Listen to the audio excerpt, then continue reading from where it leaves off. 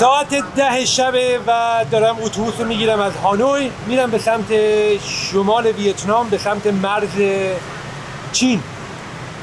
میرم اول به شهری به نام ساپا که خیلی هم معروف هستش اتفاقا، و بعد از اونجا میرم به سمت مرز چین. اتوبوسی هست که باید کفشا هم در آورد، کفش پلاستیک و خیلی تر و تمیز باید باشه ظاهرا. میگن که حدودش 8 ساعت طول میکشه تا ساپا و فردا باید هلوش 5-6 صبح برسیم.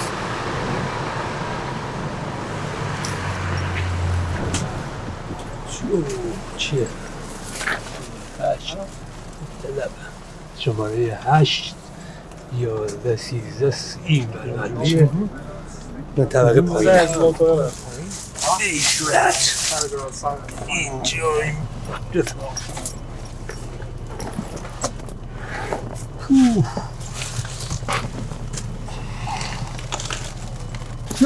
یک همچین چیزی هست، یک تخته، یعنی فقط باید دراز کشید، نگه یکی بخواد بشینه هیچ گزینه‌ای نداره که بخواد بشینه.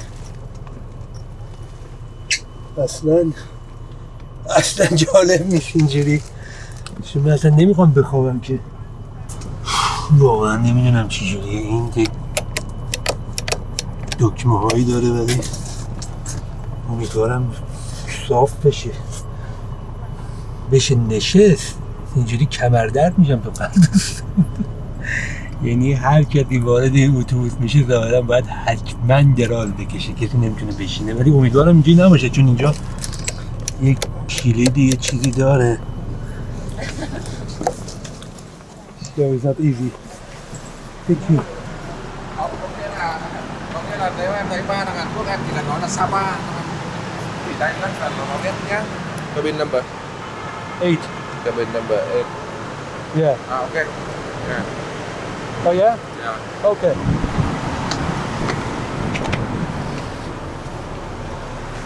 Còn lâu không anh? Mấy phút nữa đi mày. Oh, this one. Okay. اتوبوس حرکت کرد و یکم که اومدیم نگه داشت چند تا مسافر دیگه هم سوار بشن و این متوجه شدم که یه دسته اینجا هست. این دسته رو باید کشید و این صاف میشه به این صورت و از این طرف هم پاها به این صورت 100% صاف نمیشه چون طولش کمه و به این صورت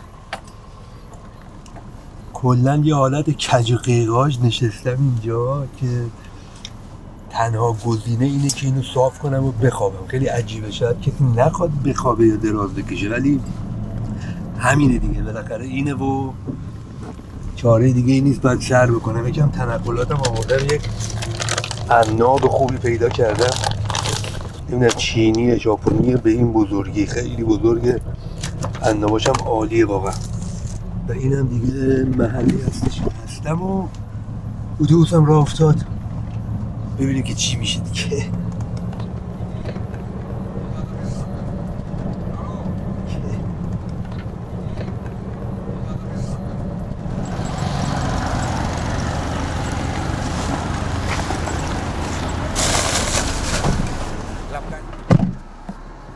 Lào Cai chỉ tin.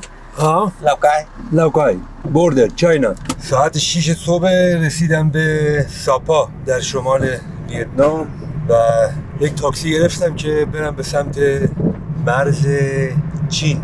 یه دهکده‌ای هست که از اونجا باید مرز رو رد کنم برم به سمت چین.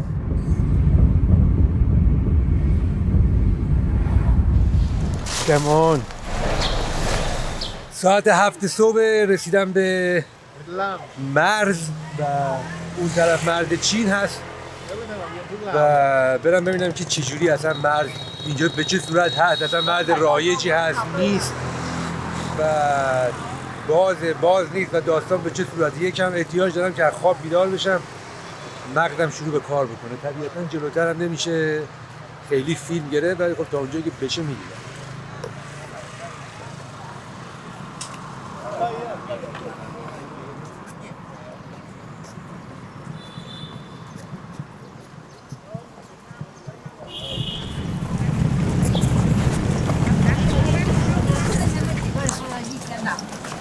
حدود 1 ساعت و نیم طول کشید تا پاسپورت کنترل ویتنام رو رد بکنم و یه مسیریه که از روی پل دارم رد میشم. یه رودخونه مرزی هست و چندین پل که یکیش همین پل هست و دارم میرم به سمت چین.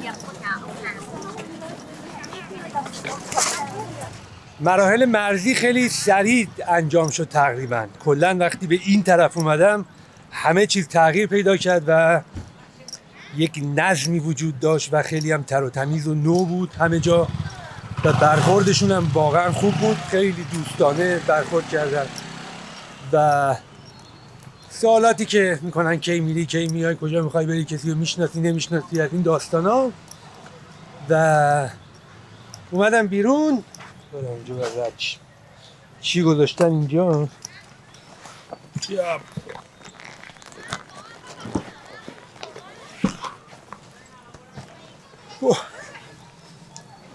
و اومدم بیرون و دارم میرم یه هتل پیدا بکنم به خاطر اینکه بعد اینجا بمونم چون حرکت قطارم فردا صبح هستش و چون نمیدونستم که چجوریه چقدر طول میکشه برای همین ترجیح دارم که امروز بیام این ور سمت چین که فردا بتونم با خیال راحت برم به سمت ایستگاه قطار. اون ور ویتنام هستش. ویتنام عزیز خداحافظ. به زودی برمیگردم و یک سفر جدیدی رو آغاز خواهم کرد در کشور بسیار خوب ویتنام. رودخونه مرزی سیم خاردار و هر موقع رودخونه میبینم رودخونه مرزی یاد داستانهای خودم میفتم که از ترکیه به یونان اومدم اون زمانا و همیشه تداعی اون زمان میشه. اتفاقا دیشب همون کج و قیقاش که روی صندلی بودم می‌خواستم بخوابم رو همون تخت به قول معروف. یکم خوابم نمی‌برد ولی در نهایت خوابیدم تا صبح. با خودم فکر کردم که الان گفتم یونان یادم افتاد که اینو بهتون بگم. یادم افتاد که اون زمان مدت زیادی من کنار خیابون میخوابیدم هتل کارتون و دیشب یه جایی که سرپناه بود و بالاخره نرم بود حالا یکم کج بود سختم بود. واقعا انسان تغییر میکنه ولی این تغییر نیست. به نظر من اگه آدم مجبور باشه روی سیم خاردار هم میتونه بخوابه.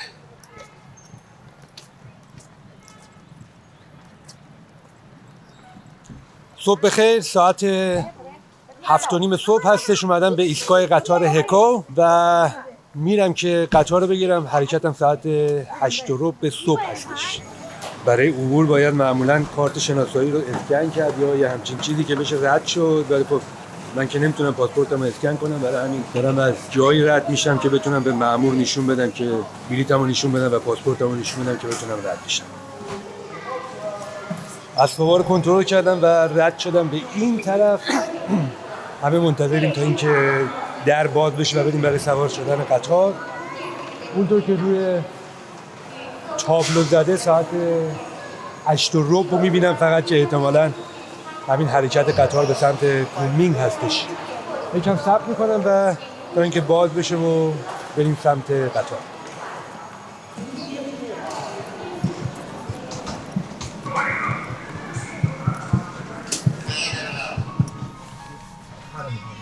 خب نشستم روی صندلیم و اینجا جایی هست که در 5 ساعت و نیم آینده باید بشینم اینجا و بلیطی که گرفتم درجه 1 هستش و قیمتش هم حدود 24 یورو شد حدوداً برای 5 ساعت و نیم از شهر هکاو تا کنمینگ.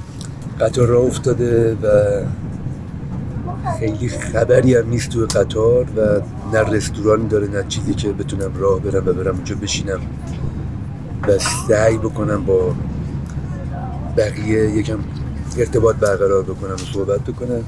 فقط بسنده میکنم به یکم کتاب خوندن و تو گوشی و اینا و دارم بیشتر میخونم در مورد این منطقه‌ای که دارم بهش سفر میکنم و هرچی بیشتر در موردش میخونم میبینم واقعا منطقه بسیار جالبی هستش.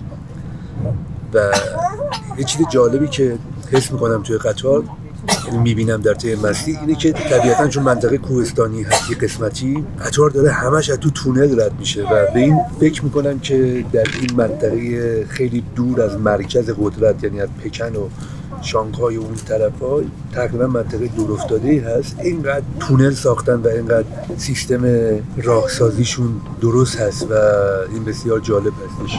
قطار هم از کنار بعدی جاها رد میشه، دهکده به نظر میاد ولی باز رد میشه، شهرهایی با ساختمان‌های بسیار بلند و بسیار جالب هستش. همچنین مزارع برنج رو میشه دید، شالیزارها رو میشه دید. منطقه هست بسیار سبز و واقعا دلم میخواست اینجا یا با موتور یا با دوچرخه سفر میکردم. هرچی میگذره من بیشتر علاقه‌مند میشم به کشور چین و واقعا عالی هستش. هنوز یه چند ساعتی دیگه دارم تا برسم به شهر کونمینگ. یکم چرت میزنم، یکم میخوابم، یکم همش ور میدم به تلفن و کتاب و اینا تا اینکه برسم به جایی که باید قطار رو عوض بکنم.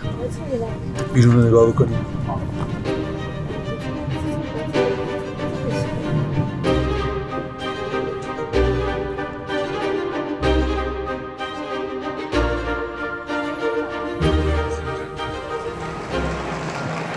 بالاخره بعد از 5 ساعت و نیم رسیدم به شهر کونمینگ، مرکز استان یونان هستش و اینجا نمیمونم فعلا. قطار رو میگیرم و میرم به سمت یکم شمالتر، به سمت شهر لیجیان.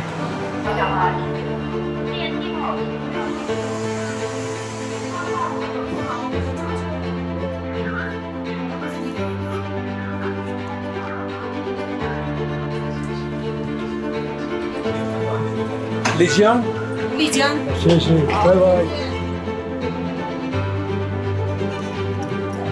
نیها.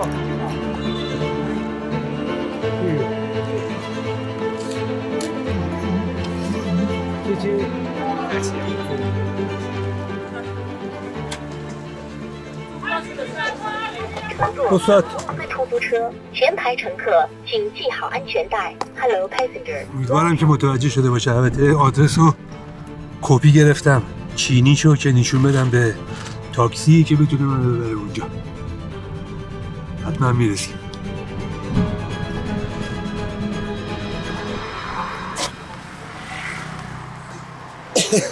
Heavy. Chi. Bye bye. Bye bye. Bye bye. Bye bye. Hello. from China. چی. Thank you. دیگه به چین خوش آمدید. دمتون گرم. واو چه جاییه. قشنگ مشخصه که اینجا قسمت قدیمی شهره و هوا هم سرده. تو این کوچه هستش ولی خب ماشین نمیتونه بره. حالا ببینم خودم میتونم پیداش کنم یا نه. همه جا هم چینی نوشته. 这个是101， 101。 Yeah. It is. It.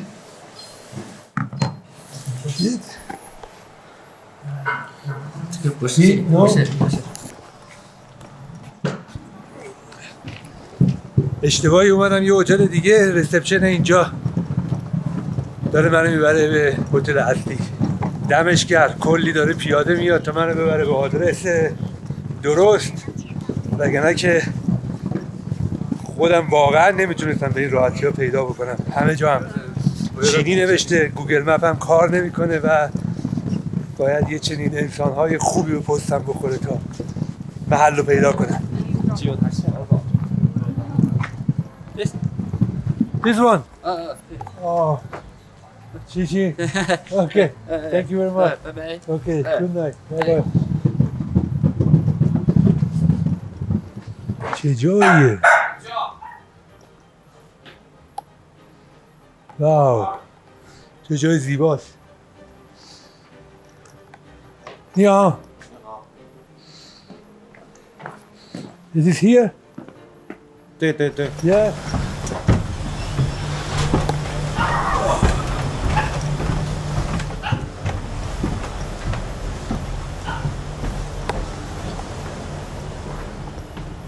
Wow, what beautiful.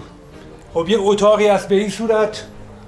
یه تخت، اتاق چوبیه در حقیقت.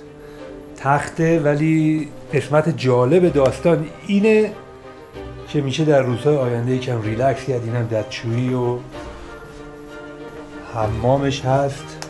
جای خوبیه. میرم یه غذایی بخورم بعد بیام بگیرم بخوابم که واقعا خستم، کلی تو راه بودم.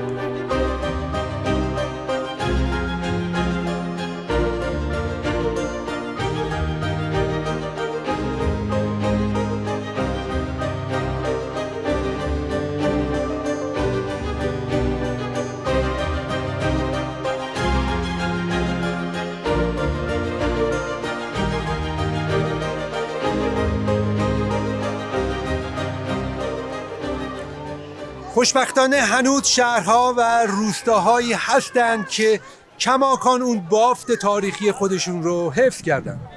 امروز همراه من باشید در یکی از این شهرها، لیجیانگ در استان یونان در جنوب غربی این کشور، یکی از زیباترین، تاریخی ترین و شگفت انگیزترین شهرهای چین. شهری با معماری بسیار خاص، طبیعتی زیبا، نهرهایی که از وسط این شهر عبور کرده و خیابونهای سنگ فرش شده. وقتی به این شهر میاین انگار صدها سال به عقب برگشتید و در تاریخ سفر میکنید. این شهر حدود 800 سال پیش در زمان سلسله سونگ بنا گذاشته شد و کم کم در طی تاریخ به دلیل اینکه در مسیر جاده چای و عصر که قسمتی از جاده ابریشم جنوبی بوده قرار گرفته بوده رونق پیدا کرد. به همین دلیل کم کم رونق پیدا کرد و بزرگ و بزرگتر شد و رشد پیدا کرد و تبدیل به چنین شهر مهم و بسیار زیبایی شد. اقوامی که در اینجا زندگی میکنن از قوم ناسی هستند. امروز وقتی وارد این شهر شدم بسیار شگفت زده شدم. شهری بسیار زیبا، بسیار تمیز، بسیار مرتب، با مردمانی بسیار بسیار مهربان. شهری گلکاری شده و نهرهایی که از بین این شهر عبور میکنه با ساختمون‌های چوبی و سنگی. همیشه به خاطرم هست که از هلند به عنوان کشور گل یاد میکنم، ولی اینقدر که من در این شهر گل میبینم در هلند تا به حال ندیدم. با هم یک دوری میزنیم در شهر بسیار زیبای لیجیانگ تا بیشتر براتون تعریف بکنم.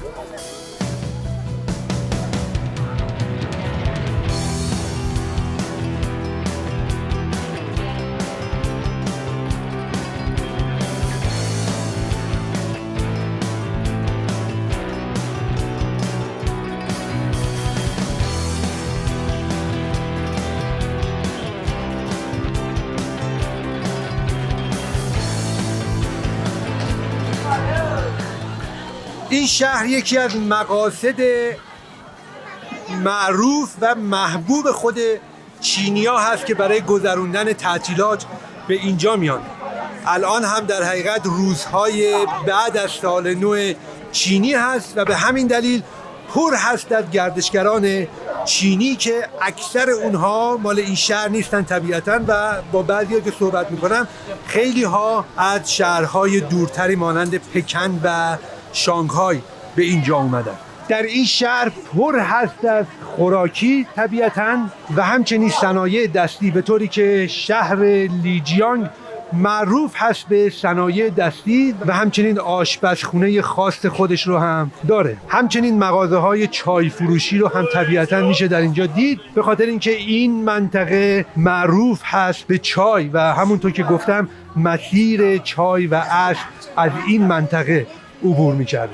مغازه‌های مختلفی هست که قارچ هم دارن، انواع مختلف قارچ‌ها و اینطور که شنیدم از خود چینی‌ها قارچ‌های این منطقه خیلی معروف هست، به طوری که کلی غذاهای محلی با قارچ درست میشه. این مغازه هم ظاهراً فقط قارچ می‌فروشه، قارچ‌های مختلفی که نه تنها من اسمشون رو نمیدونم بلکه عکسش هم تا به حال ندیدم، از قارچ‌های ریز گرفته تا قارچ‌های بزرگ که واقعا خیلی کنجکاوم بدونم که غذاهایی که باش درست میکنن به چه صورت هست. همچنین مغازه‌هایی که انواع مختلف چای‌های طعمدار رو می‌فروشن و صنایع دستی و نقره که بسیار بسیار معروف هست در این منطقه. اینجا در حقیقت میشه گفت یکی از میادین اصلی شهر لیجیانگ هست. میدانی نه چندان بزرگ و شلوغ، گلکاری شده و ساختمان‌های بسیار زیبایی که در اطراف این میدان قرار گرفته و گردشگرانی رو هم میشه دید که مشغول عکاسی هستند با این مناظر بسیار بسیار زیبا. من در ویدیوهای قبلی که در مورد چین ساخته بودم به این موضوع هم اشاره کردم. البته 2 تا ویدیو درست کرده بودم در مورد شهر هوهود و شیعان که این مهربانی و مهمان نوازی چینی ها واقعا منو تحت تاثیر قرار داد و چنین هم هست و زبان نمیدونیم وگرنه خیلی رابطه بهتری میشد درست کرد. ولی خب بعضی موقعی که دیگه گیر میکنم سعی میکنم با گوگل ترنسلیت با هم دیگه صحبت بکنیم. یک دوری بزنیم با هم توی این کوچه های تنگ و باریک این شهر که پر هست از صنایع دستی و خوراکی و مغازه هایی رو میشه دید که What is it? The chai. Come on. You can see. ترکیبی است از گل و میوه. البته اینو خانم برای من درست کرد و داره یک چای سبز سنتی اینجا هم درست میکنه. اینو اول امتحان میکنم ببینم به چه صورت هست. عالیه. علت شیرینیش هم به خاطر اینه که کرنبری داره و همچنین اصل گذاشتن به همین دلیل شیرین هستش. ترش و شیرین میشه گفت در حقیقت. عالیه. یک ذره چای سیاه گرفتم و یک ذره هم از این که هم شیرین مزه بود همین که میگفت برای جیگر خوبه و واقعا دوست دارم از تمام این چایا بگیرم ولی خب محدودیت بار دارم خب نمیشه کلی خرید کرد. Thank you. Happy New Year. Happy New Year. Okay. Bye bye. Bye bye. Bye. Happy New Year. Happy New Year. Bye bye. تا من این چایی رو می نوشم شما یه دوری بزنید توی این شهر بسیار زیبا تا من برگردم.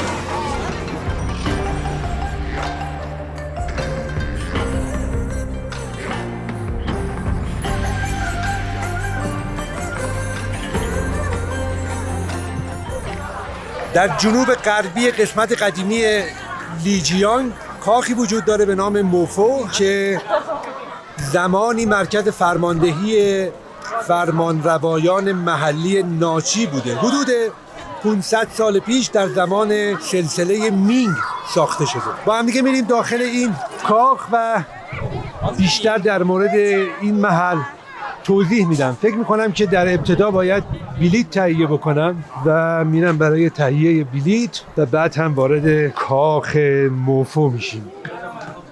نیها. قیمت بلیط 40 یوان یه چیزی حدود 5.5 دلار میشه و محوطه هست بسیار بزرگ.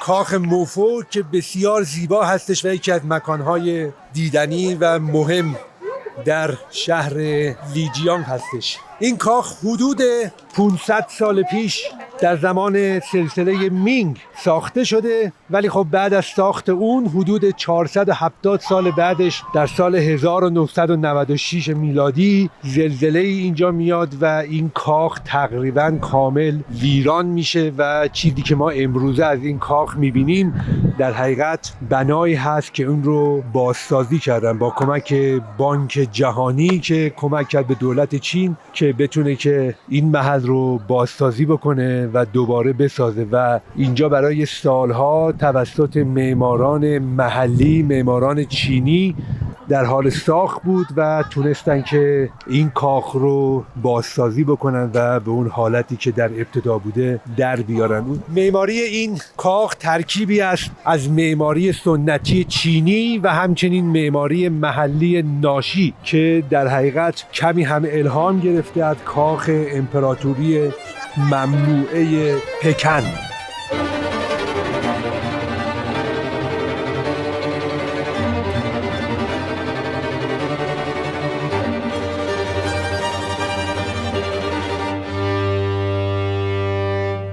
کمتر شهری دیدم که چنین آب زلالی در اون جاری باشه. آب بسیار تمیز که از این آب حتی برای نوشیدن هم استفاده میکنن. البته احتیاجی نیست ولی انقدر تمیز هست و کلا این شهر در طی تاریخ طوری طراحی شده که این آب رو تونستن از رودخونه اصلی به سطح شهر بیارن و وارد کانال ها بکنن تا اینکه بتونن از این آب برای نوشیدن استفاده بکنن. بسیار بسیار زیبا هست. ساختمون‌هایی با معماری خاص خودش، سقف‌های چوبی، درهای چوبی، پنجره‌های چوبی که مختص معماری این منطقه هستش و کلی هم خانم‌های مختلفی رو میشه دید که اینجا دارن عکاسی میکنن، لباس‌های سنتی این منطقه رو میکنن تنشون و کلی هم عکاس اینجا هست که با دوربین و نور و تجهیزات از این خانم‌ها عکاسی میکنن. معمولاً چنین مغازه‌های وجود داره، یه حالت مثل آرایشگاه مانند هست که خانم‌ها میان این لباس‌های سنتی رو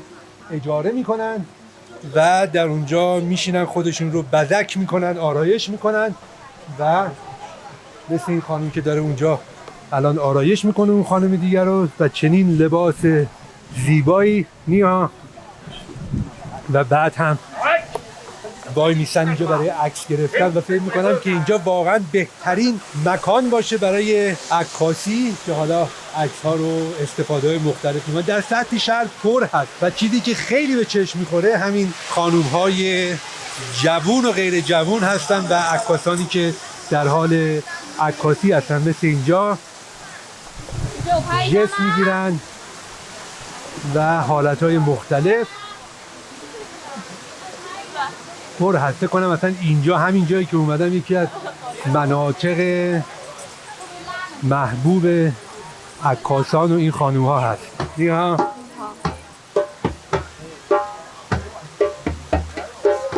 یکی از عجایب برای من اینه که این شهر پر هست از جنبه. حتی جنبه هایی هم اینجا درست کردن مثل گلدون و مغازه هایی هم هست که جنبه میفروشن. من نمیدونم جنبه چطوری اینجا اومده، اینو من واقعا نمیدونم چون شکل شبیه جنبه آفریقایی هست ولی خب شاید اینا هم دارن، اینو واقعا نمیدونم.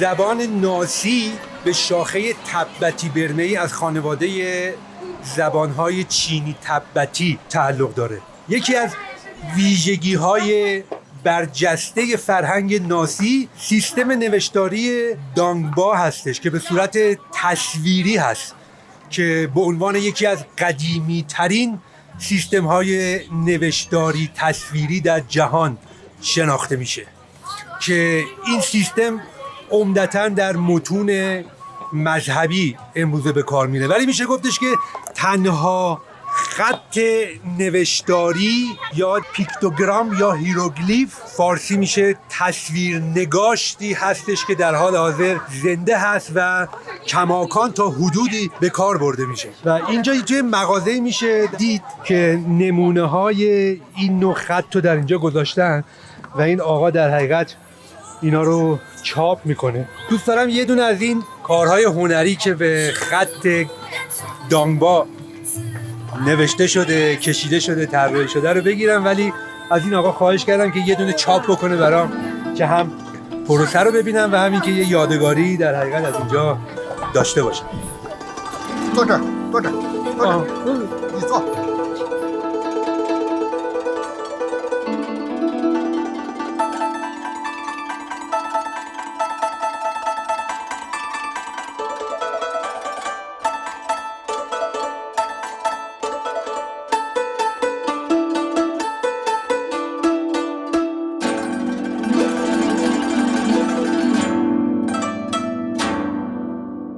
اینم یک علامت از خط دانگبا، تنها خط هیروگلیف زنده دنیا. عالیه، اینو به عنوان یادگاری میبرم خونم. این سمبل اینطور که سوال کردم در حقیقت نماد خوششانسی و خوشبختی هستش و در سال نو استفاده میکنن و میزنن به دیوار و نماد خوشبختی و یک سال خوب هستش و فکر می‌کنم یادگاری خوبی باشه از شهر لیجیانگ.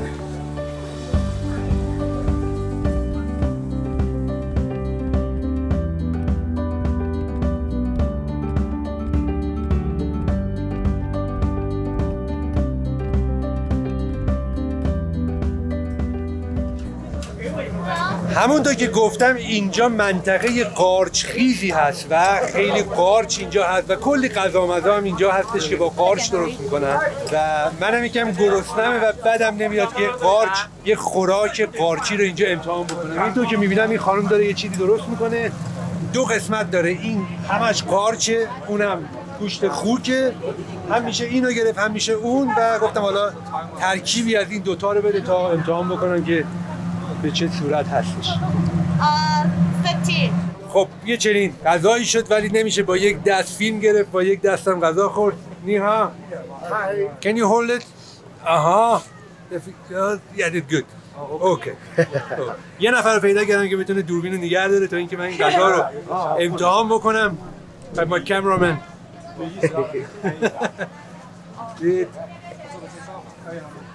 اینکه گوشت خوک هست،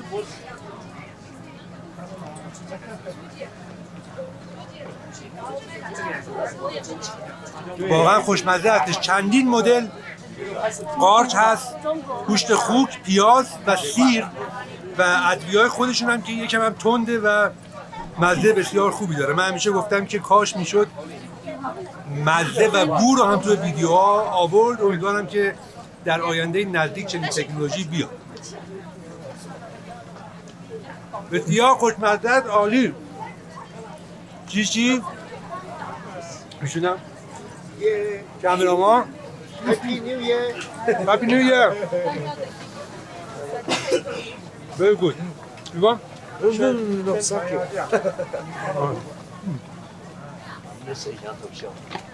اینجا هم در حقیقت همون مغازه‌ایه که خانوم ها میان آرایش میکنن خودشونو و لباس سنتی میکنن تنشون، میشن مثل این دوتا دختر خانوم بسیار زیبا و خوشگل با این لباس های سنتی. Happy New Year!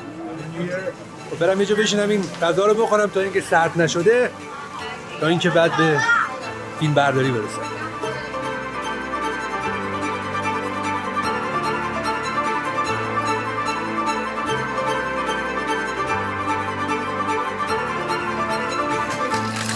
ساعت 7:30 صبح و دارم میرم به سمت ایستگاه قطار. دارم شهر بسیار زیبای لیجیانگ رو ترک میکنم و این رفیقمون که صاحب هتل هم هست زحمت داره میکشه و داره ساکمو با یک گاری میاره، به خاطر اینکه این سنگ فرشی که اینجا هست یکم مشکله برای کشوندن ساک و دارم از قسمت قدیمی شهر میام بیرون تا اینکه تاکسی رو بگیرم و برم به سمت ایستگاه قطار برای رفتن به سمت شمال، کمی به سمت شمال، به سمت شهر شانگریلا.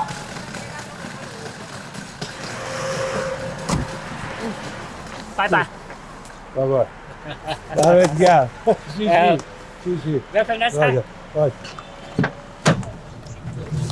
از مرکز قدیمی شهر لیجیان تا ایستگاه قطار یک چیزی حدود 20-25 دقیقه راه هست که یا باید با تاکسی رفت یا با اتوبوس و ترجیح میدم که با تاکسی برم، هم سریع‌تره هم یکم ریلکس‌تره و شهرم شلوغ شده و با اینکه سر صبح هست، صبح زود هست، ولی خب جنب و جوش آغاز شده و همه دارن میرن دنبال کار زندگی خودشون از جمله من. بریم به سمت ایستگاه قطار. ایستگاه قطار لیجیانگ در ضمن قیمت تاکسی هم کمتر شد حدود $4.5 حدودا $4.5 ایستگاه قطار تن و تمیز مرتب مانند تمام ایستگاه‌های قطاری که تا به حال دیدم، همین 4-5 تایی که دیدم همه تمیز و مرتب بودن و بسیار عالی.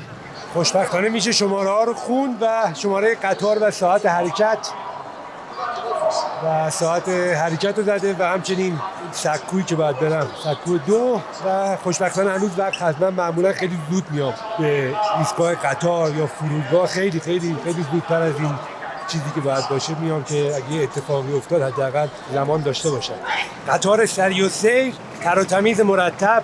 همچنین ایستگاه قطار واقعا تمیز هستش. واگن 8 هستش فکر کنم دیگه اون آخری ها هست.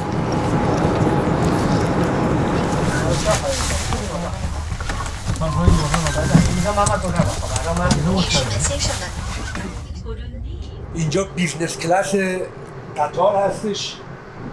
واقعا زیبا هستش، واقعا مدرن و مرتب، تر و تمیز، شبیه بیزنس کلاس هواپیماست.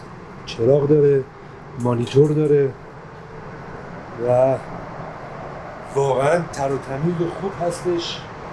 اینجا محل اسباب فکر کنم. اینجا دستشویی رو میگم که دستشویی یا مسترا در تمیز. یه شونه هم گذاشتن، شونه و ژل و کرم و دستمال مرطوب و همه چیز اینجا تر و تمیز مرتب برق میزنه و کلن قطار پر نیست، تقریبا میشه گفت نصفش پر هست و همینطور هم داریم میریم از توی تونل. بیشتر مسیر در تونل هست به خاطر که منطقه کوهستانی هست اینجا ولی رستورانی جایی نداره که آدم بتونه بشینه نوشیدنی بخوره یا غذایی بخوره و قطار هم داره همینجوری میره.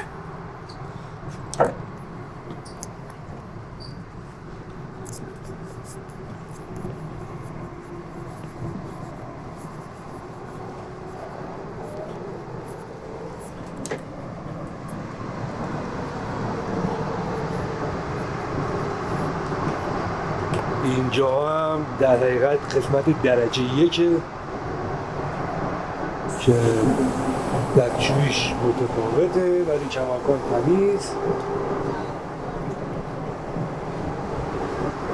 و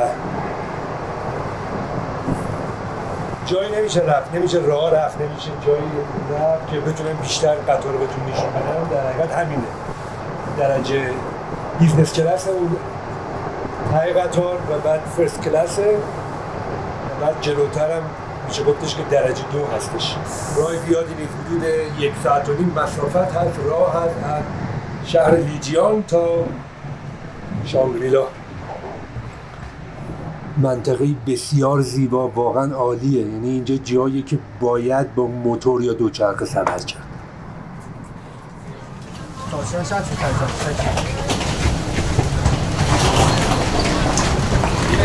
عجب هوایی، هوای آفتابی، یکم سرد و آسمون آبی عالی هستش.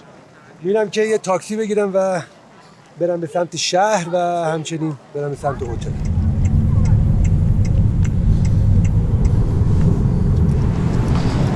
چیزی که نظرم رو خیلی جلب کرد وجود الفبا و خط تبتی هستش. خیلی جالبه. علاوه بر چینی خط تبتی هم، اگر اشتباه نکنم خط تبتی، فکر می‌کنم خط تبتیه، به خاطر اینکه این مردمان که الان در اقلیت هستن از تبار تبتی‌ها هستن، عده زیادشون و فعلا باید ببینم چجوری میشه هتل رو پیدا کرد. هیچکس هم نمیدونه چیه. به عجب سگ زیبایی. ببینم این مغازه میدونه کجاست. نیهاو نیهاو. No, you don't know? چی؟ نوش جان. مثلا خیلی ها نمیتونن کلمات لاتین رو بخونن، اسم این هتل هم فقط لاتین نوشته شده و چینی هم ننوشته. همینجوری دارم میرم دیگه، اصلا نمیدونم، میرم توی این هتل ببینم این چی میگه.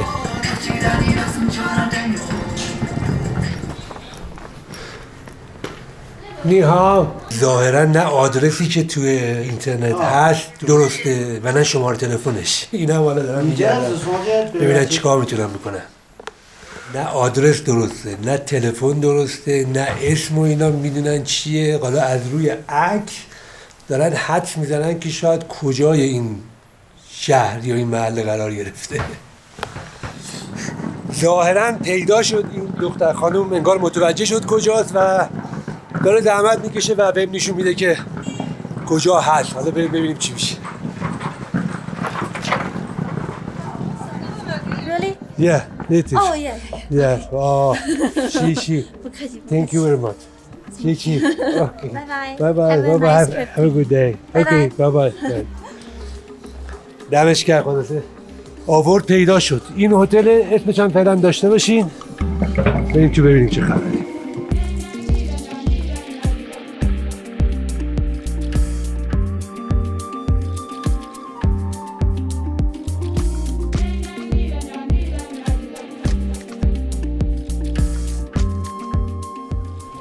شانگریلا با حدود 120,000 نفر جمعیت در ارتفاع 3300 متر بالای سطح دریا در شمال استان یونان در نزدیکی مرز تبت قرار گرفته. اقلیت‌های مختلفی در این شهر و همچنین در این اطراف و این منطقه زندگی می‌کنند، مانند تبتی‌ها، ناشی‌ها، لیسو، بای و دیگر اقوامی که صدها سال قدمت دارند. شهر شانگریلا به نظر من داستان‌های بسیار زیبا، جالب و البته غم‌انگیزی رو هم داره. در سال 1933 میلادی یک نویسنده‌ای به نام جیمز هیلتون کتابی می‌نویسه به نام افق گم شده. این نویسنده هیچ ربطی به چین نداشته و اصلا چینی نبوده. جیمز هیلتون میاد در کتابش از یک شهری نام میبره به نام شانگریلا، یک شهر افسانه‌ای، یک شهر رویایی که در کوههای هیمالیا بوده. 68 سال بعد مقامات محلی اینجا میان اسم این شهر رو که در اون زمان زونگدیان بوده رو به شانگریلا تغییر میدن. مقامات محلی میان میگن که منظور جیمز هیلتون از شانگریلا در کتاب افق گم شدهش همین شهر بوده، یعنی شهر زونگدیان، شهری که برای قرنها به همین نام بوده. البته قصد مقامات محلی و کسانی که در این کار دخیل بودن جذب گردشگر به این شهر و به این منطقه بوده. سال 2001 اسم این شهر رو کلاً عوض میکنن و میذارن شانگریلا و از اون زمان شروع میکنن به سرمایه گذاری در زمینه گردشگری و خیلی ها به این شهر کوچ میکنند و به اینجا میان که اکثرشون از قوم هان بودن. به اینجا مهاجرت میکنن، به اینجا کوچ میکنن، میان اینجا و در اینجا سرمایه گذاری میکنن، کلی هتل میسازن، رستوران، مغازه های مختلف و اون بافت سنتی و بومی اینجا کم کم از بین میره. با اومدن سرمایه گذاران جدید، با ورود گردشگران بسیار زیاد، کم کم این کشاورزان و دامداران هم یا از این شهر میرن یا اینکه مجبور میشن که کسب و کار دیگه‌ای برای خودشون جور بکنن. ولی در سال 2014 یعنی 13 سال بعد از اینکه اسم این شهر رو عوض کردن، اتفاق بدی میفته. یک آتش سوزی بسیار بزرگی در اینجا رخ میده که حدود 10 ساعت به طول میانجامه و تقریبا تمام ساختمان‌های این شهر از بین میره به جز چندین ساختمون قدیمی خیلی انگشت شمار باقی میمونه. تمام ساختمان‌ها، تمام هتل‌ها، رستوران‌ها، مغازه‌های گرون قیمت، صنایع دستی همه در آتش میسوزند و از بین میرن. بعد میان دوباره این شهر رو میسازن، دوباره سعی میکنن که اون بافت سنتی اینجا رو حفظ بکنن، معماری اینجا رو حفظ بکنن و میان دوباره این شهر رو میسازن. در حقیقت اون چیزی که ما الان میبینیم چیزی نیست که شهر شانگریلا یا زونگدیان 30 سال پیش داشته. کاملا تفاوت کرده. هم مردمان بومی اینجا از اینجا رفتن و همین که این ساختمون ها دیگه اون ساختمون ها نیستن. هرچه که هست شهر ژونگدیان قدیمی و شانگریلای امروزی تبدیل شده به یکی از مکانهای معروف و محبوب گردشگران که سالانه گردشگران بسیاری رو به خودش جذب میکنه و چنین شهری هست. در فصل زمستان هم هوا سرد هست ولی آفتابی با آسمانی آبی رنگ. در مرکز قدیمی شهر شانگریلای امروزی میدانی قرار گرفته به نام گیشان که معبدی هم با همین نام در کنار اون قرار داره که یکی از ویژگی‌های این معبد داشتن بزرگترین چرخ دعا در دنیاست. همین چرخ دعایی که از اینجا می‌بینیمش. با هم دیگه میریم به سمت این معبد و بیشتر در مورد چرخ دعا و همچنین این چرخ دعا توضیح میدم.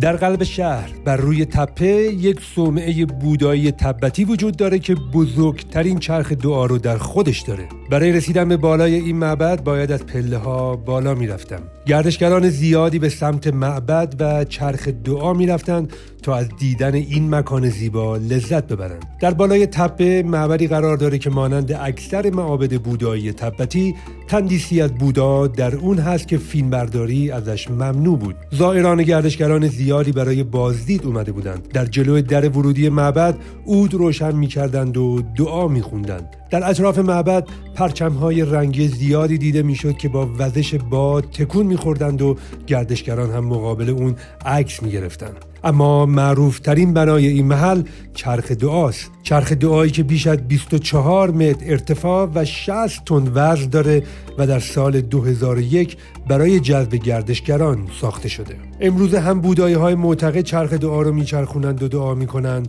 و هم گردشگران از این چرخ دیدن میکنند و خودشون هم اون رو میچرخونند. چرخ دعا در دین بودایی به ویژه در تبتی‌ها نمادی از چرخش آموزش‌های بودا و چرخه زندگی است. این چرخ معمولاً حاوی مناجات‌ها و دعاهایی است که به طور سنتی بر روی کاغذ یا پارچه نوشته شده و در داخل اون قرار دارند. وقتی چرخ دعا چرخونده میشه، این دعاها به طور نمادین به جهان ارسال میشن و برکات و آرامش رو به فرد و اطرافیانش میرسونن. بودایی‌ها بر این باور هستند که چرخوندن چرخ دعا انرژی و برکت رو از داخل اون آزاد میکنه و کارماهای مثبت رو فعال میکنه.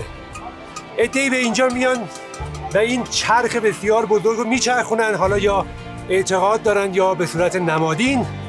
هرچی که هست امیدوارم که چرخ زندگیتون بچرخه.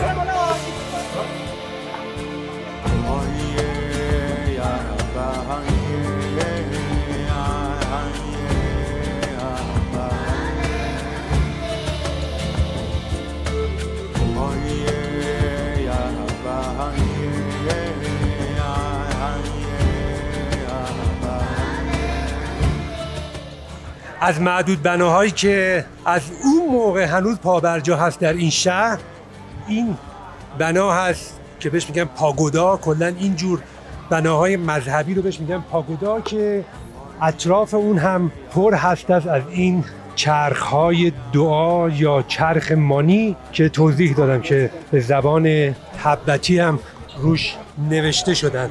و در سطح شهر هم میشه کلی تندیس برنزی رو دید، به این صورت که میشه دید که در حقیقت بومیان اینجا به چه شکلی بودن و چه لوازمی داشتن و کلاً چی کار میکردن. فکر میکنم دنیا داره به یه سمتی میره که همینجور از اون حالت اصل بودنش کمتر و کمتر و کمتر میشه، حتی در مناطق دور افتاده. و در قسمت به اصطلاح قدیمی شهر شانگریلا که قدم میزنم پر هست از مغازه‌های مختلف، از رستوران، از کافه، بار، از گالری، از مغازه‌هایی که اجناس لوکس میپوشن، صنایع دستی و بیشترین مغازه‌ای که به چشم میخوره، بیشترین مغازه‌ای که وجود داره به نظر من این نوع مغازه‌ها هست. همین مغازه‌هایی که لباس اجاره میدن و خانوم‌ها و آقایون رو بزک میکنن و به شکل مردمان بومی اینجا در میارن و در حقیقت میان و عکاسی میکنن در سطح شهر. همه هم میشه دید، همه جور سن، از پیر و جوون، زن و مرد، داف و ماف و چوچک موچک گرفته تا ننه اقدس و حمید و محمد و اکبر، همه میبینی از این لباسا کردن تنشون. یک عکاس هم داره دنبالشون راه میره و بعضی هم یکم مجهزتر هستن با سیستم نورپردازی و کلا دارن اینجا عکس میگیرن و امیدوارم که یک کمی هم توجه بکنن به تاریخ این شهر و این شهر چی بود، چی شد، الان چی هست، اصلا معماری چیه، فرهنگ چیه، زبان چیه و موقعی که این عکس‌ها رو استفاده میکنن حداقل یک توضیحی هم در مورد اون لباس و اون بک‌گراندشون هم بدن.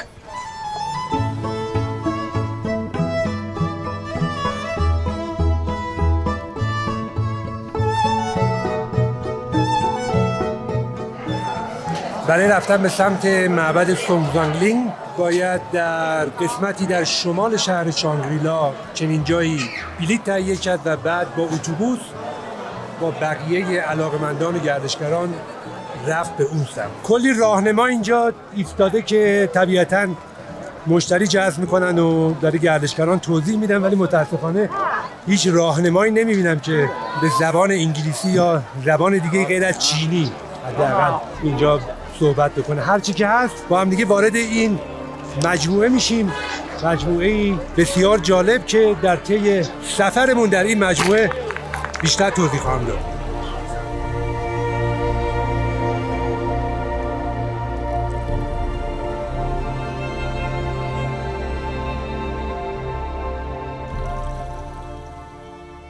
صومعه سونگزانگلینگ یک صومعه بودایی تبتی است که در 5 کیلومتری شهر شانگریلا در استان یونان چین در ارتفاع 3380 متر از سطح دریا قرار گرفته. این صومعه در سال 1679 ساخته شد و بزرگترین صومعه بودایی تبتی در استان یونان به شمار میره.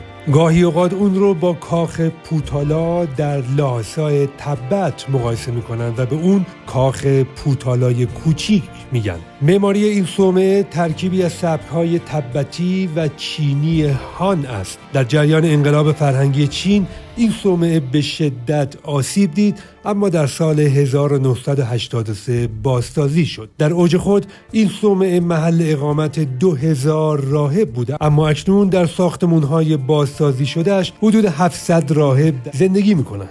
دروازه ورودی صومعه در پای تپه قرار داره و برای دسترسی به تالار اصلی باید از 146 پله بالا رفت. این مجموعه از چندین معبد تشکیل شده که سالن‌های مختلفی هستند که توی هر سالن، توی هر معبدی چیزی که خیلی نظر من رو جلب میکنه این نقاشی‌هایی هستش که نقاشی‌های اساطیر بودیسم هستش، بودیسم تبتی و همچنین رنگ و اینجا نشیمنگاه‌هایی رو میشه دید که برای مواقعی که راهب‌ها اینجا میان برای عبادت و نذر و نیاز. هر سالنی اتاق‌های کوچیکی وجود داره که در اونجا هم میشه تندیس‌ها و نمادهای مختلف بودیسم رو دید و راهبی رو میشه اینجا دید که نشسته و در حال دعا خوندنه و مردم هم میان، کسانی که باورمندن میان اینجا و هدایا و چیزی رو اینجا تقدیم میکنن به این راهبی که در حال خوندن دعا هستش.